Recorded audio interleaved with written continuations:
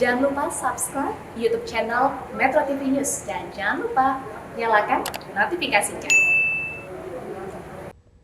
Pemirsa, sebelumnya demonstrasi tenaga kesehatan berlangsung di sejumlah daerah. Di Garut, ratusan honorer tenaga kesehatan dan non-kesehatan menuntut penambahan kuota pengangkatan menjadi calon aparatur negara sipil atau maksud kami aparatur sipil negara. Aksi serupa juga diadakan di Kabupaten Sumedang. Demonstran resah dengan rencana penghapusan tenaga honorer pada 2023 mendatang.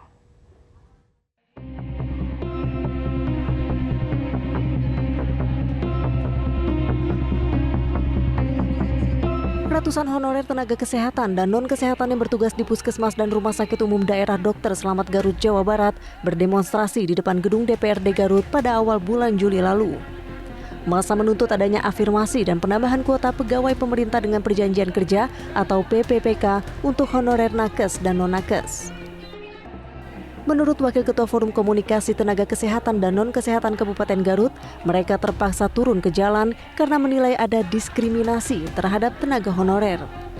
Sesuai pemetaan Kementerian Kesehatan, jumlah nakes yang diangkat sebagai PPPK tahun 2022 seharusnya sebanyak 1.748 orang. Namun kuota yang disiapkan Kabupaten Garut hanya 100 orang.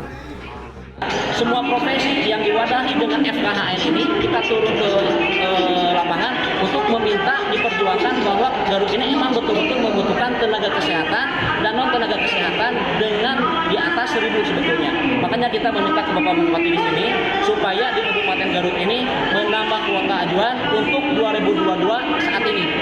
Jumlahnya berapa selama ini? Gimana Pak? Total jumlahnya berapa untuk nakes? Kalau kemarin kita pas waktu ke Kemenkes sama Kemenpan RB, justru di sana itu mempertanyakan kenapa ini Garut kok yang masuknya hanya 100 kuota, sedangkan di Kemenkes pun itu udah tercatat ada 1.700 kuota yang dibutuhkan oleh Garut. Di Kabupaten Sumedang, Jawa Barat, ribuan tenaga kesehatan honorer juga berunjuk rasa di depan DPRD setempat. Massa menuntut kejelasan status terkait pengangkatan sebagai ASN. Salah satu nakes dari Puskesmas Cimanggung, Kabupaten Sumedang, Susi Siti Rohmah misalnya, mengaku sudah 10 tahun menjadi tenaga honorer di Puskesmas Cimanggung. Susi merasa resah karena pemerintah akan menghapus tenaga honorer pada tahun 2023 mendatang. Meskipun saya sedang hamil 8 bulan, tapi saya ingin juga keinginan hati kami dengar gitu. Jadi intinya bukan hanya untuk P3K membuka untuk umum saja, tapi bagaimana kami nasib honorer semua di Sumedang ya terutamanya. Jadi tidak mudah-mudahan semua apresiasi kita apa yang kita mau gitunya didengar oleh Bapak Dewan.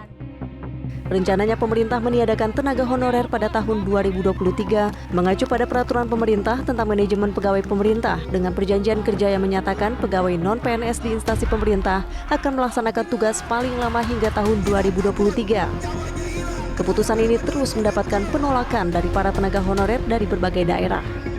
Tim Liputan Metro TV.